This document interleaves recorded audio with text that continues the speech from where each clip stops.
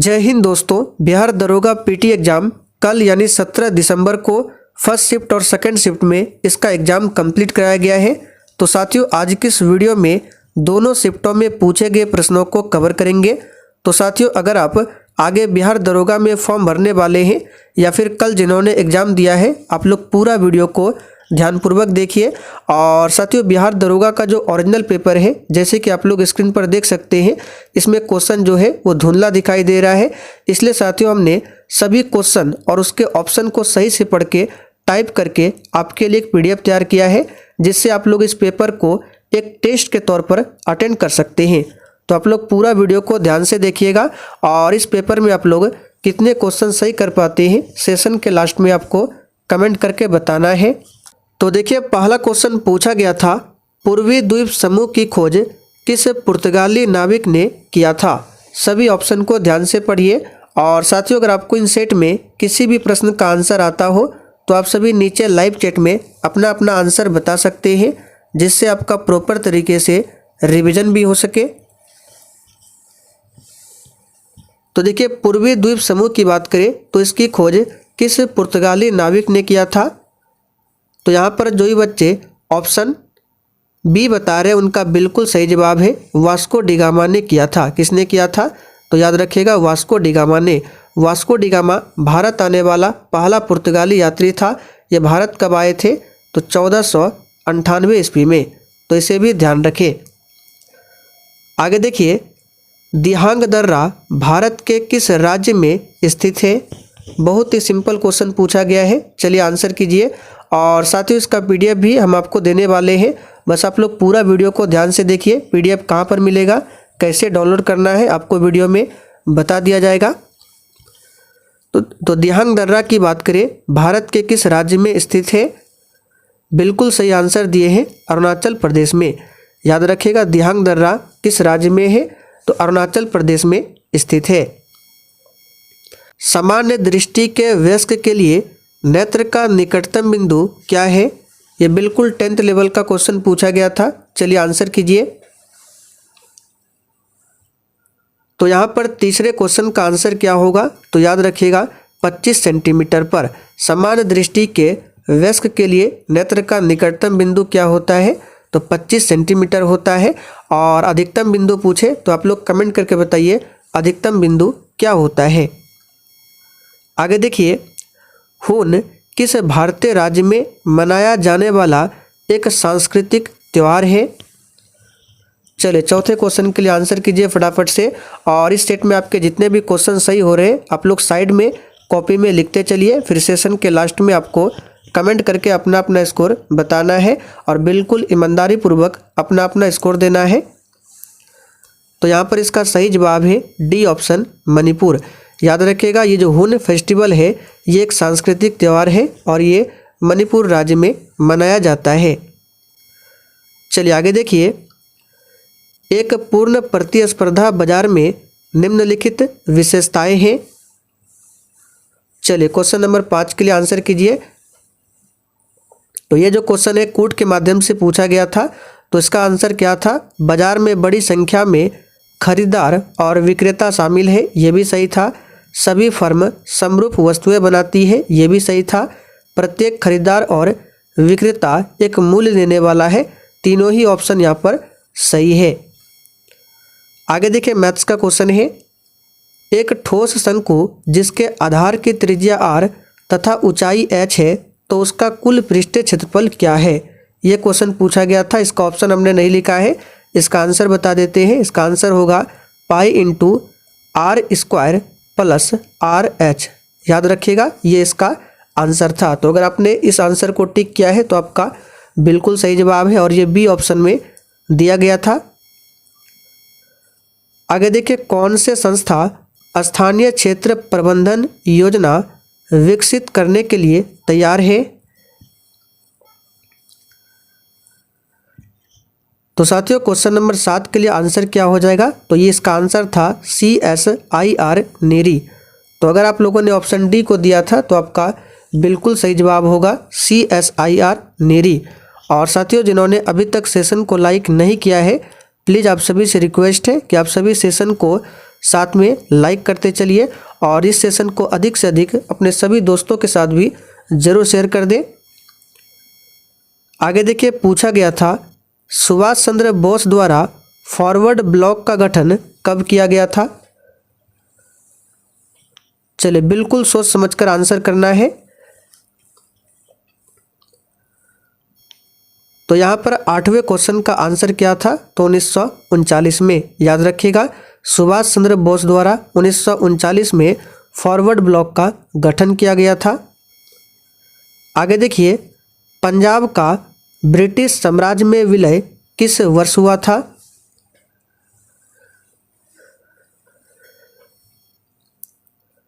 तो यहाँ पर इसका सही जवाब है बी ऑप्शन 1849 में। याद रखिएगा, पंजाब का ब्रिटिश साम्राज्य में विलय कब हुआ था, तो 1849 में। आगे देखिए, पूछा गया था भारत के सबसे उत्तरी दिशा में निम्न में से कौन सा जैव मंडल भंडार स्थित है। चलिए आंसर कीजिए। तो देखिए, उत्तरी दिशा में पूछा गया है, सबसे उत्तरी दिशा में, तो ये हो जाएगा नंदा देवी। तो यहाँ पर अगर आपने ऑप्शन फर्स्ट को दिया था तो आपका बिल्कुल सही जवाब है। सिमलीपाल कहाँ पर है, उड़ीसा में है। मानस कहाँ पर है, असम में है। आगे देखिए, जनगणना 2011 के अनुसार भारत में किस राज्य में जनसंख्या घनत्व सर्वाधिक था। और देखिए, आपके एग्जाम में दोनों शिफ्टों में जनगणना 2011 से लगभग 5 से 6 क्वेश्चन पूछा गया था, जैसे कि लिंगानुपात हो गया, साक्षरता दर हो गया, न्यूनतम साक्षरता दर, इन सभी से 5 से 6 क्वेश्चन पूछा गया था। तो क्वेश्चन नंबर 11 के लिए आंसर क्या हो जाएगा, यहाँ पे क्या पूछा गया है, किस राज्य में जनसंख्या घनत्व सर्वाधिक था। तो आंसर हो जाएगा बिहार। लेकिन सर्वाधिक जनसंख्या घनत्व वाला केंद्र शासित प्रदेश पूछा जाता तो आपका आंसर क्या होता, दिल्ली। इसे भी ध्यान रखना है। और यहाँ पे अगर पूछे कि न्यूनतम जनसंख्या घनत्व वाला राज्य, तो हो जाएगा आपका अरुणाचल प्रदेश। सारे फैक्टों को ध्यान रखना है। केरल जो है ये सबसे अधिक साक्षरता वाला क्या है, राज्य है। आगे देखिए, निम्नलिखित में से कौन सा जापान की मुद्रा का नाम है। इस क्वेश्चन को हमने प्रैक्टिस सेट में भी आपको बताया था। चलिए आंसर कीजिए। तो जापान की राजधानी टोक्यो है और यहाँ की मुद्रा का नाम क्या है, येन। यहाँ पर बी ऑप्शन आपका सही जवाब है। आगे देखिए, निम्नलिखित में से कौन सा राज्य क्षेत्रफल के अनुसार सबसे बड़ा है। ये क्वेश्चन बहुत ही सिंपल पूछा गया था, सबसे आसान क्वेश्चन था। तो क्षेत्रफल के अनुसार सबसे बड़ा राज्य हो जाएगा राजस्थान, और जनसंख्या में सबसे बड़ा पूछे तो उत्तर प्रदेश हो जाएगा। चलिए आगे बढ़ते हैं। निम्नलिखित तत्वों में सबसे कम विद्युत ऋणात्मकता वाला कौन सा है। इन्हीं चारों ऑप्शन में से आपको बताना था। तो इसका आंसर था बी ऑप्शन CS की। आगे देखिए, पूछा गया था एक सामान्य वृत्तीय गति में निम्न राशि स्थिर रहती है। यानी कि एक सामान्य वृत्तीय गति में इन चारों ऑप्शन में से कौन सी राशि है जो स्थिर रहती है। तो इसका आंसर क्या था, तो चाल यानी स्पीड। यहाँ पर पहला ऑप्शन आपका सही जवाब है, चाल। आगे देखिए, पूछा गया था मानव विकास सूचकांक कौन जारी करता है। चलिए क्वेश्चन नंबर 16 के लिए आंसर कीजिए। और साथियों, PDF की बात करें तो इसका PDF आपको टेलीग्राम पर मिल जाएगा। टेलीग्राम का लिंक इसी वीडियो के नीचे डिस्क्रिप्शन बॉक्स में दिया गया है, तो टेलीग्राम को जाकर ज्वाइन कर लीजिए। वहाँ पर बिल्कुल फ्री में आप लोग इस PDF को डाउनलोड कर सकते हैं। तो सिंपल सा क्वेश्चन है, मानव विकास सूचकांक कौन जारी करता है, तो संयुक्त राष्ट्र विकास कार्यक्रम। यहाँ पर C ऑप्शन आपका सही जवाब है। विश्व बैंक की बात करें यानी वर्ल्ड बैंक, इसका हेडक्वार्टर कहाँ पर है, तो वाशिंगटन में है। वत्स की राजधानी कहाँ पर थी। चलिए क्वेश्चन नंबर 17 के लिए आंसर कीजिए। दोनों शिफ्टों को मिलाकर हमने यहाँ पर क्वेश्चन को टाइप किया है।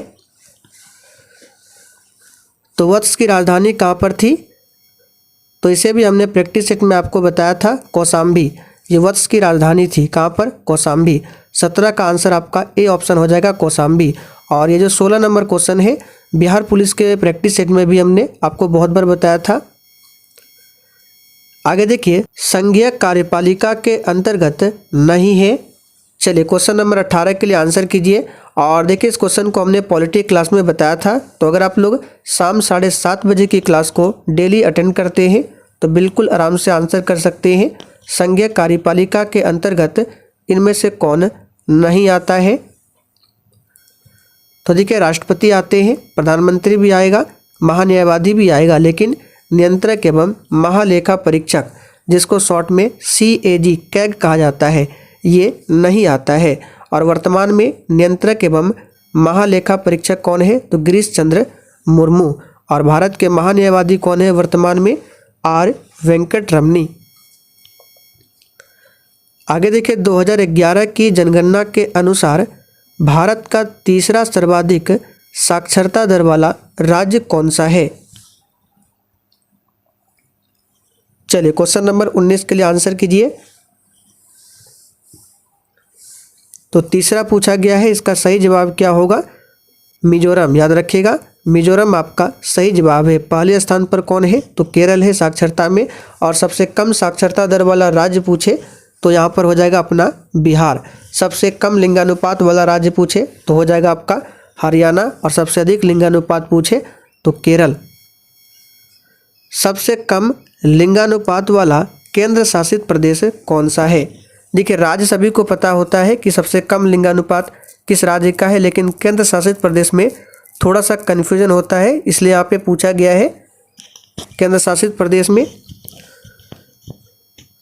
तो सबसे कम लिंगानुपात वाला केंद्र शासित प्रदेश कौन सा है? तो यहाँ पर हो जाएगा दमन दीव। ऑप्शन के अकॉर्डिंग चलना है, पहला ऑप्शन सही है। आप लोग देख सकते हैं 2011 की जनगणना से कितने सारे क्वेश्चन पूछे गए हैं।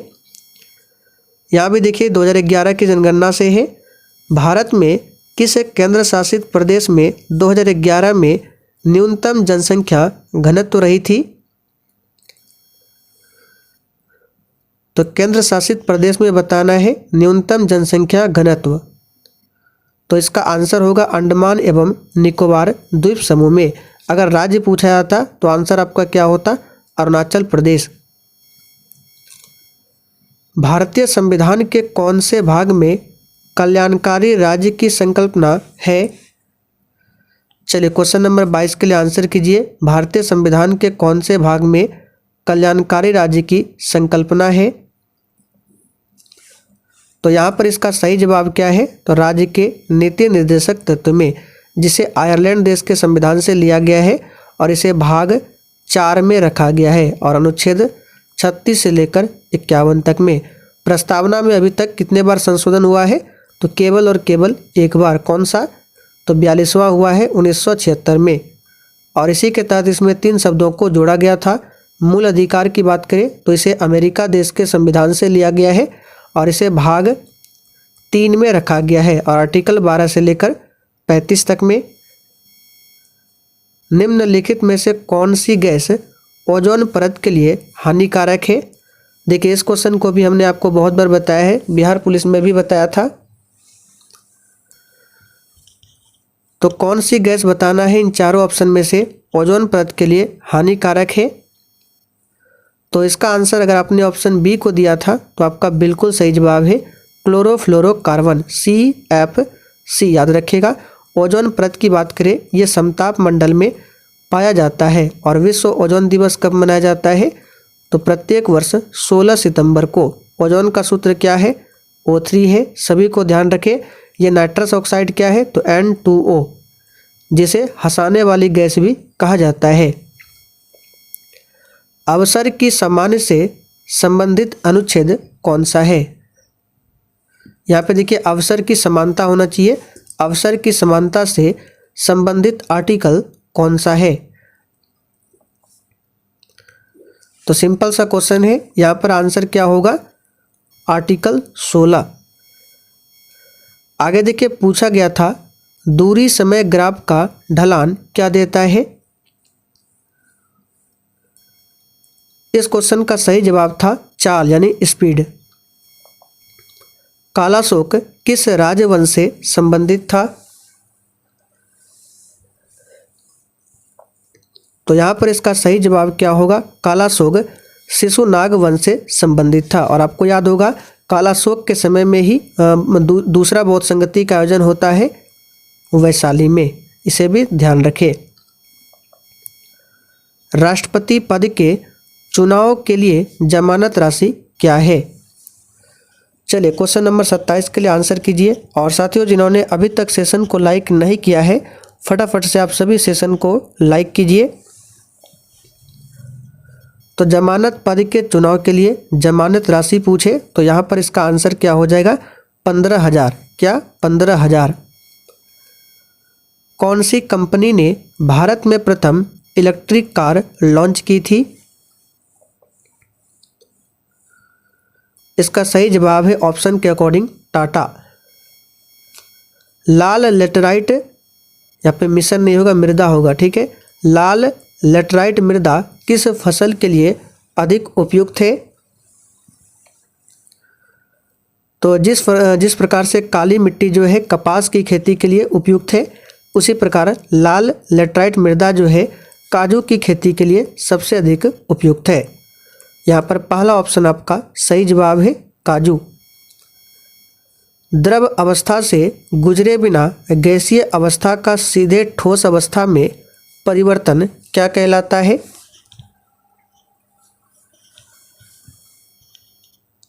तो यहाँ पर इसका सही जवाब है निक्षेप। याद रखिएगा द्रव अवस्था से गुजरे बिना गैसीय अवस्था का सीधे ठोस अवस्था में परिवर्तन क्या कहलाता है? ये निक्षेप कहलाता है। PR श्रीजेश और सविता पुनिया ने समान खिताब जीते, ये दोनों किस खेल से संबंधित है? ये करंट अफेयर्स का क्वेश्चन है। तो ये दोनों किससे संबंधित है? तो हॉकी से। यहाँ पर बी ऑप्शन आपका सही जवाब है हॉकी से। आगे देखिए रुधिर कणिका जो रक्त के थक्का निर्माण में सहायक है कौन सा है? तो क्वेश्चन नंबर 32 के लिए आंसर क्या हो जाएगा यहाँ पर? तो याद रखिएगा ये हो जाएगा आपका प्लेटलेट्स, जो कि सी ऑप्शन में दिया गया है, ध्यान रखना है प्लेटलेट्स। आगे देखिए जब संवैधानिक संशोधन का विधेयक राष्ट्रपति के पास जाता है तो वह क्या होता है? तो यहाँ पर इसका सही जवाब क्या है? तो इसका सही जवाब है अपनी स्वीकृति प्रदान करने के लिए बाध्य है राष्ट्रपति। यहाँ पर डी ऑप्शन आपका सही है। आगे देखिए फ्रांस का शासक लुई 16वां किस राजवंश से था? तो इसका आंसर क्या था? तो याद रखिएगा बॉर्बन राजवंश से संबंधित था फ्रांस का शासक लुई 16वां। और साथियों फ्रांस की क्रांति कब होती है ये भी पूछा जाता है, तो 1789 में, इसे भी ध्यान रखें। रस संवेदी ग्राही खाली स्थान का पता लगाते हैं। तो साथियों रस संवेदी ग्राही जो है ये स्वाद का पता लगाते हैं। यहाँ पर आंसर आपका सी ऑप्शन था स्वाद। निम्नलिखित में से कौन सा तत्व और उसके प्रतीक की जोड़ी सही है? तो सही पूछा गया था, तो आंसर हो जाएगा सोडियम। देख सकते हैं सोडियम का Na बिल्कुल सही है, इसका सिंबल Na है और परमाणु क्रमांक 11 है। इलेक्ट्रॉनिक विन्यास 2, 8 और 1 होता है। सेंटियागो किसकी राजधानी है? चलिए क्वेश्चन नंबर 37 के लिए आंसर कीजिए। सेंटियागो किसकी राजधानी है? तो याद रखिएगा साथियों सेंटियागो जो है ये किसकी राजधानी है? तो चिली की राजधानी है। यहाँ पर सही कर लेंगे चिली की राजधानी है सेंटियागो। आगे देखिए 2011 की जनगणना के अनुसार बिहार में कौन सा न्यूनतम साक्षरता दर वाला जिला है? चलिए क्वेश्चन नंबर 38 के लिए आंसर कीजिए। देख सकते हैं ये भी 2011 की जनगणना से संबंधित है और इस क्वेश्चन को हमने आपको स्पेशल बिहार क्लास में कराया था जब आपको हमने बताया था बिहार जीके। तो 38 के लिए आंसर क्या हो जाएगा? तो याद रखिएगा ये हो जाएगा पूर्णिया।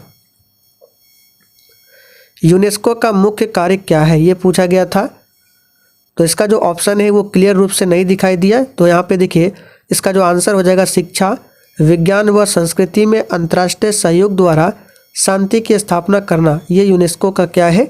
मुख्य कार्य है। निम्नलिखित में से कौन सा एल नीनो का प्रभाव नहीं है? तो ऑप्शन में था आपका यह पेरू तट के जल का तापमान कम कर देती है, ये प्रभाव इसका नहीं है। निम्नलिखित में से कौन रैयतवाड़ी व्यवस्था का प्रतिपादन था? तो हिस्ट्री क्लास में हमने इसे भी बताया था, जो शाम 7:30 बजे की क्लास में अभी हिस्ट्री टेस्ट सीरीज चल रहा है उसमें बताया था। तो इसका सही जवाब क्या है? इसका सही आंसर है थॉमस मुनरो, जो कि बी ऑप्शन में दिया गया है, थॉमस मुनरो। आगे देखिए, global gender gap report Khalistan द्वारा जारी की जाती है। चलिए क्वेश्चन नंबर 42 के लिए फटाफट से आंसर कीजिए। ग्लोबल जेंडर गैप रिपोर्ट किसके द्वारा जारी की जाती है? तो याद रखिएगा वर्ल्ड इकोनॉमिक फोरम के द्वारा जारी किया जाता है। रुधिर वाहिका जो कि एकल एंडोथेलियम स्तर से निर्मित होती है वह क्या है? तो यह है केशिकाएं। आगे देखिए, भारत में सूक्ष्म वित्तीय कंपनियों का विनियामक प्राधिकरण कौन होता है? तो ये होता है भारतीय रिजर्व बैंक। इसकी स्थापना 1 अप्रैल 1935 को किया गया था और इसका राष्ट्रीयकरण 1 जनवरी 1949 से। और इसका हेडक्वार्टर कहाँ पर है? मुंबई में है। वर्तमान में इसके गवर्नर कौन है? तो 25वें नंबर के गवर्नर है शक्तिकांत दास। किस शहर में 15वें यहाँ पे हो जाएगा आपका ब्रिक्स 15वें ब्रिक्स शिखर सम्मेलन 2023 की मेजबानी की है? तो किस शहर ने किया है? तो डरबन ने। यहाँ पर सी ऑप्शन आपका सही जवाब है, डरबन। पॉलीसाइथेमिया में किस प्रकार की कोशिकाओं की संख्या अधिकाधिक हो जाती है? तो आंसर क्या हो जाएगा? लाल रक्त कणिकाएं, जिसको आरबीसी कहा जाता है। और आरबीसी का वैज्ञानिक नाम दिया गया है एरिथ्रोसाइट। इस तरह से होता है एरिथ्रोसाइट। तो हमने आपको बताया था आरबीसी का साइंटिफिक नेम और डब्ल्यूबीसी का भी। सोडियम यौगिक का नाम बताइए जिसका उपयोग कठोर जल को मृदु करने के लिए किया जाता है। तो ये है धोबन सोडा यानी सोडियम कार्बोनेट। और सोडियम बाइकार्बोनेट जो है वो खाने वाला सोडा होता है। जिप्सम का सूत्र याद रखिएगा CaSO4 × 2H2O, ये जिप्सम का सूत्र है। निम्नलिखित में से किस संगठन ने सारथी मोबाइल ऐप लॉन्च किया है? तो किस संगठन ने सारथी मोबाइल ऐप को लॉन्च किया है? तो इसका सही जवाब क्या होगा? तो याद रखिएगा ये क्या है? सेबी ने। यहाँ पर बी ऑप्शन आपका सही जवाब है, सेबी ने। मुद्रा का प्राथमिक कार्य क्या है? चलिए क्वेश्चन नंबर 49 के लिए आंसर कीजिए। मुद्रा का प्राथमिक कार्य क्या है?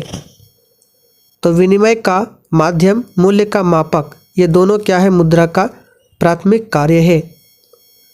सर्वाधिक प्रचुरता वाला उत्पादन खाली स्थान साधन है।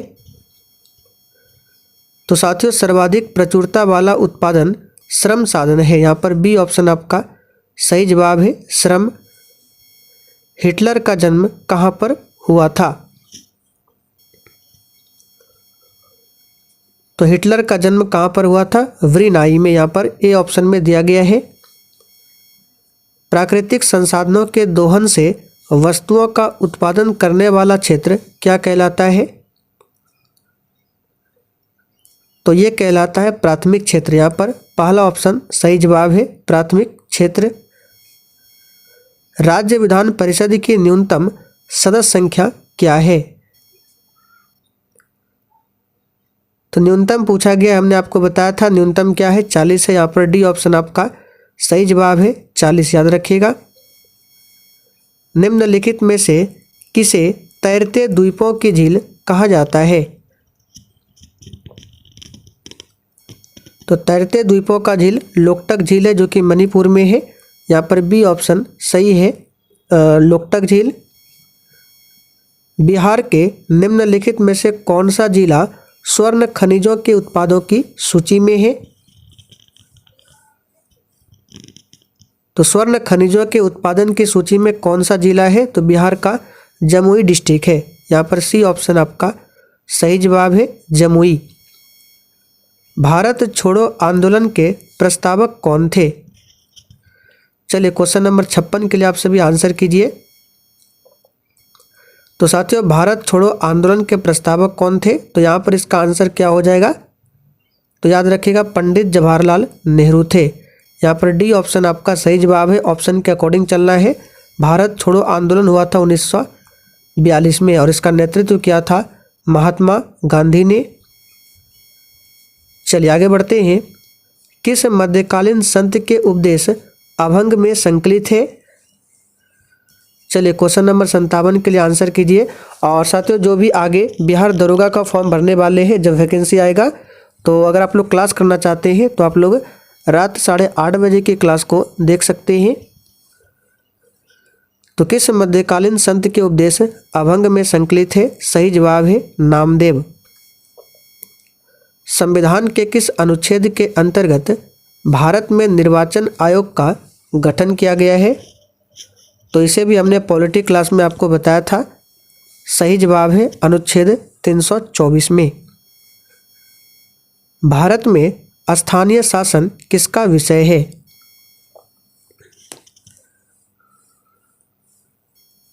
तो साथियों, भारत में स्थानीय शासन जो है यह राज्य सूची का विषय है। एक पूछा जाता है शिक्षा किस सूची का विषय है? तो ये समवर्ती सूची का विषय है। व्यक्ति जो देश बंधु के नाम से भी जाना जाता है वह है। इस क्वेश्चन को भी हमने बताया था। बहुत ही सिंपल क्वेश्चन पूछा गया है। आंसर कीजिए। तो देश बंधु के नाम से किसे जाना जाता है? CR दास यानी चित्तरंजन दास को। यहाँ पर डी ऑप्शन आपका सही जवाब है। एक क्वेश्चन यहाँ से बनता है, रविंद्रनाथ टैगोर ने नाइटहुड की उपाधि, जिसे सर की उपाधि कहा जाता है, कब लौटाया था? तो याद रखिएगा, ये जो जालियांवाला बाग हत्याकांड की घटना हुई थी 13 अप्रैल 1919 को, इसी के उपलक्ष्य में क्या किया था? लौटाया था। सरकारिया आयोग किससे संबंधित है? तो इसे भी प्रैक्टिस सेट में हमने आपको बताया था। अगर आप लोग डेली क्लास अटेंड करते हैं तो बिल्कुल आराम से आंसर कर सकते हैं। तो सरकारिया आयोग जो है ये संबंधित है केंद्र और राज्य संबंधों से। राष्ट्रीय खेल दिवस कब मनाया जाता है?